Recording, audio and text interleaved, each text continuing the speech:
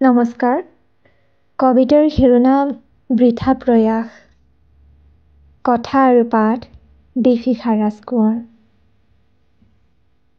আঁউসীৰ জোনাকৰ ক্লান্ত সময়, নিৰিবিলি সময়ৰ সৱসাদেৰে ভৰা চিৰস্থায়ী মৌনতাৰ সময়, ছায়াহীন জীৱনৰ প্ৰতিচ্ছবি।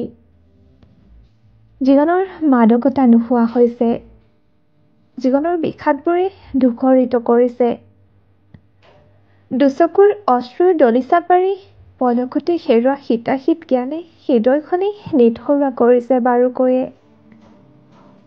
ঠিকনাহীন পোহৰ বাটৰ সন্ধান কৰা বহু বছৰেই পাৰ হৈ গ'ল, কিন্তু পোহৰৰ বাট বিচাৰিও আন্ধাৰ বাটৰ দুৱাৰ মুকলি কৰি অন্ধকাৰৰ মাজলৈ ঠেলি দিয়ে মোক।